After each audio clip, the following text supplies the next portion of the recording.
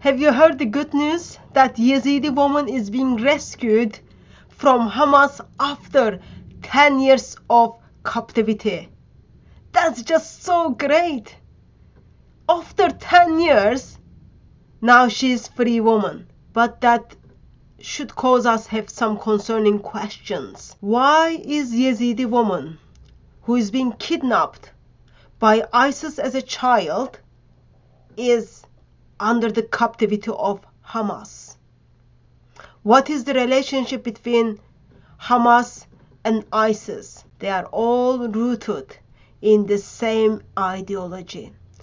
Hamas is Islam, ISIS is Islam, and both of them are simply practicing Islam. Let's hear this good news and then bring up some questions.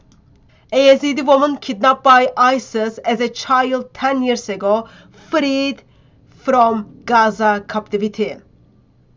Well, headline is a little bit misleading because actually she was freed from Hamas, not Gaza, Hamas. Hostage forced to marry terrorist at age 11 returns home to Iraq after difficult joint rescue operation.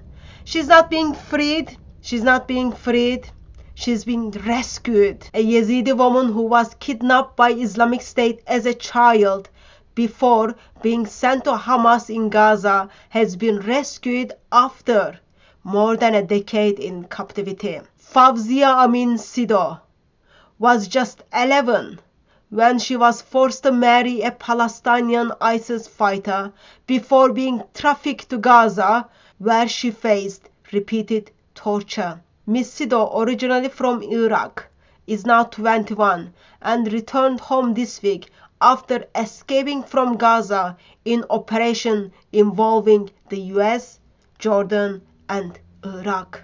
As a child, 11 years old girl, she was kidnapped by ISIS. Do you remember those images where ISIS went into the Yezidi villages and took approximately 7,000 Yezidi women? They murdered the elderlies, and the ones looked like, oh yeah, we can make money from them or we can use them as sex slaves. They kept them. Remember the marketplace where we've seen in ISIS magazines? Price of a Yezidi girl. If she was virgin, it was expensive. 7,000 Yezidi women were taken by ISIS. And today ISIS, or apparently maybe friends of ISIS, has over 2,500 Yezidi girls. They are still missing. They are being kept in somewhere. But Fawzia Amin Sido was only 11 years old when she was taken as a slave by ISIS. She was sold from one Muslim man to another Muslim man, and individuals who did their business was not much different than individuals like Shamima Begum, who was keeping the book for them. And Telegraph article says she was forced to marry a Palestinian ISIS fighter. What it is these Palestinians are doing in Iraq under the ISIS flag? Think about it. What is it they are doing? And she was being trafficked to Gaza, where she faced repeatedly torture. Whole 10 years. But this week she's freed woman. She went in there as a child who was probably playing with the dolls at that stage before they were taken, and she returns as a woman who is being tortured, abused, raped, and went through lots of other things. As I said, good news is she's free now. As Israel is striking Hamas, that allowed Miss Sido to escape from the captivity and hide elsewhere before she is being rescued. The young girl was extracted from Gaza Strip in recent days in a secret operation through the Kerem Shalom crossing.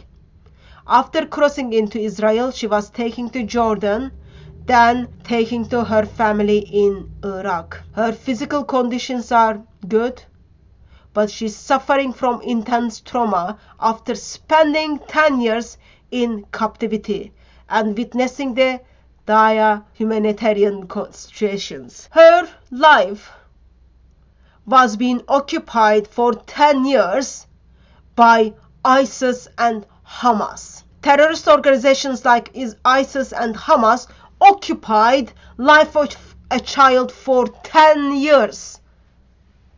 Abused a child for 10 years. Seems they are very good at it. Another interesting thing is she's not being rescued by journalists who are screaming out rights of Hamas.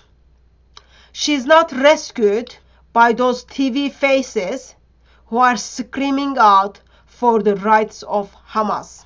She's not being rescued by millions who walked in the central London and called the genocide of Jews. She's not rescued by pro-Hamas supporters.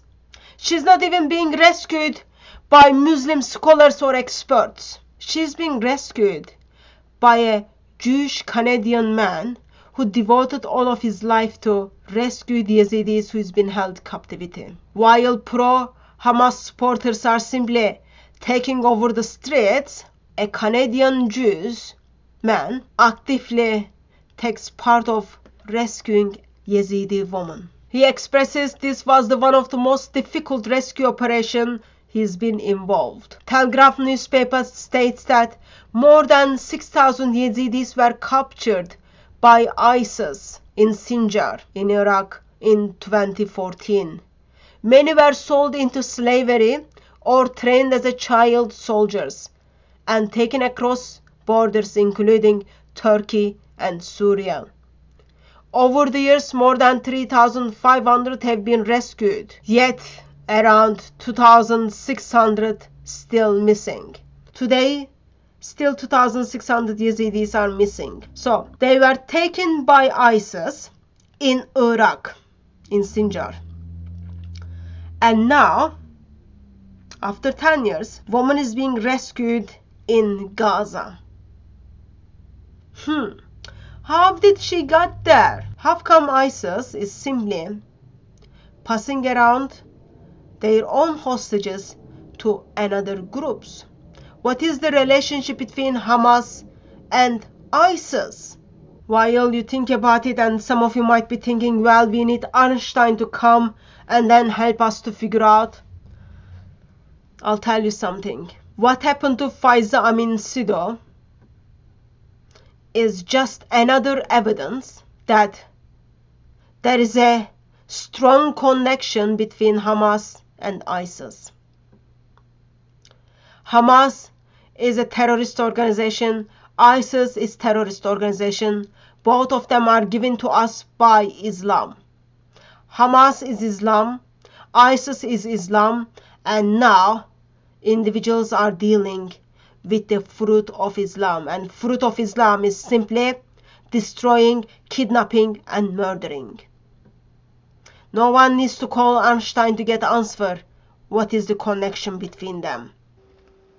Positive part is even if the hostages is being rescued after 10 years, there is still hope for 2,600 Yazidi hostages who are missing, as well as there is still 101 Israeli hostages held by Hamas. 101 lives are being still occupied by Hamas. Dear terrorist supporters, dear useful idiots for the terrorists, just make the call to your terrorist friends and then tell them to free the hostages.